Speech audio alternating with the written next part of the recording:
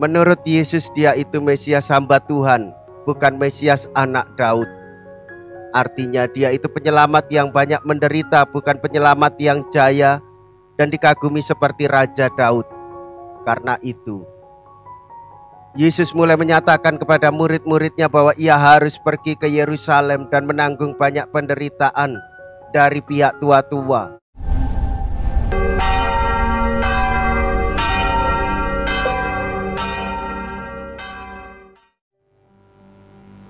Saudara-saudariku yang terkasih, hari ini Minggu 27 Agustus 2023. Saya Romo Sika dari Paroki Santo Yusuf, Surabaya. Dalam nama Bapa dan Putra dan Roh Kudus, amin. Engkau adalah Petrus, dan di atas batu karang ini akan kudirikan gerejaku. Mea culpa, mea culpa, mea maxima culpa. Marilah kita berdoa. Allah Bapa Maha Pengasih, haus kami akan Dikau, semoga Kau puaskan dengan pelimpahan air kehidupan. Berilah kiranya kami sabdamu yang merupakan sumber sukacita kami, dan dampingilah kami selalu dengan pengantaraan Yesus Kristus Putramu Tuhan kami, yang hidup dan berkuasa bersama dengan Dikau dalam persatuan Roh Kudus, Allah sepanjang segala masa. Amin.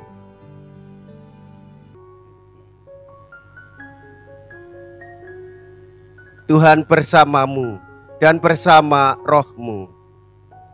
Inilah Injil suci menurut Matius. Dimuliakanlah Tuhan. Matius bab 16 ayat 13 sampai dengan ayat 20.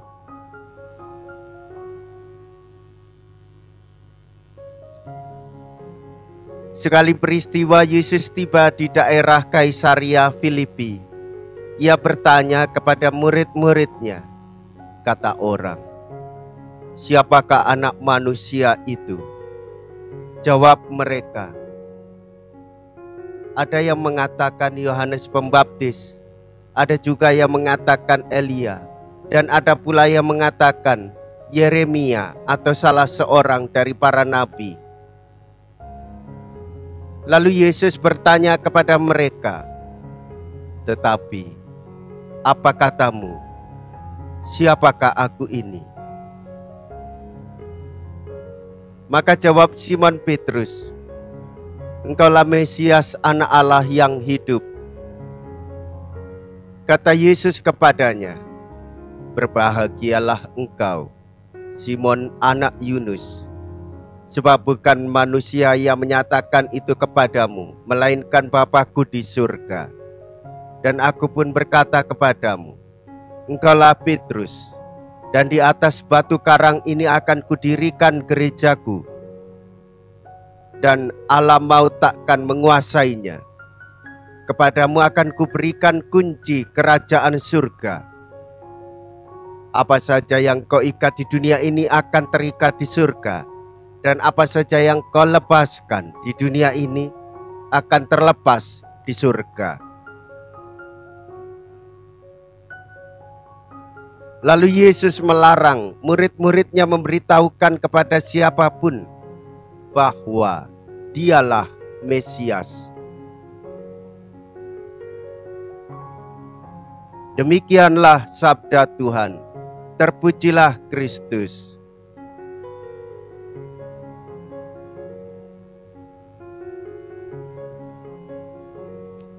Saudara-saudariku yang terkasih, dalam semangat kemuritan mengikuti Yesus Kristus, para murid harus berani menderita, memahami ajaran Yesus, sekaligus memperjuangkannya dalam kehidupan bersama. Petrus mengetahui bahwa Yesus adalah Mesias, anak Allah yang hidup, namun pengetahuan Petrus itu tidaklah penuh. Dan menurut Yesus, pengakuan Petrus itu secara harfiah memang sudah tepat. Tetapi pemahaman atau dugaan Petrus tentang sifat-sifat Mesias itu kurang tepat. Karena itu Yesus ingin mengoreksi hal itu. Menurut Yesus, dia itu Mesias hamba Tuhan, bukan Mesias anak Daud. Artinya dia itu penyelamat yang banyak menderita, bukan penyelamat yang jaya dan dikagumi seperti Raja Daud. Karena itu Yesus mulai menyatakan kepada murid-muridnya bahwa ia harus pergi ke Yerusalem dan menanggung banyak penderitaan dari pihak tua-tua, imam-imam kepala, dan ahli-ahli Taurat, lalu dibunuh dan dibangkitkan pada hari ketiga. Oleh sebab itu, saudara-saudariku yang terkasih, pemahaman kita dipenuhkan dari pengalaman hidup spiritual iman. Yesuslah Sang Mesias. Dia harus menderita untuk menyelamatkan semua orang. Persoalannya, setelah kita mendengarkan sabda Tuhan, Petrus tidak ingin gurunya menderita. Itu artinya para murid juga tak mau menderita untuk kehidupan banyak orang.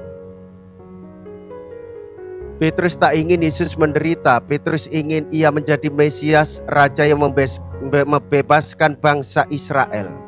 Apa yang dia katakan? Engkau adalah Mesias, anak Allah yang hidup.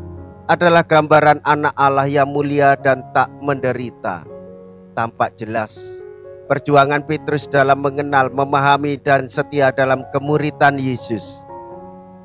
Kita semua tahu dan percaya bahwa Petrus menjadi santo dan tokoh iman kita.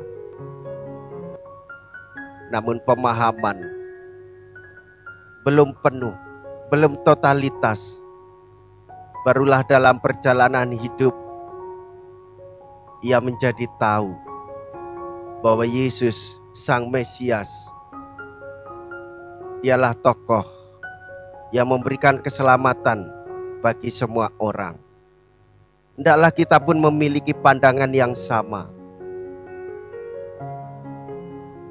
menghayati Yesus, menghidupi Yesus di dalam iman kita. Maka kita pun harus berani memperjuangkan hidup banyak orang.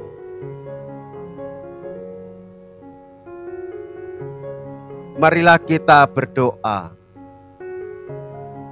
Allah Bapa Maha Agung, perkenankanlah kami menyaksikan misteri Putra-Mu.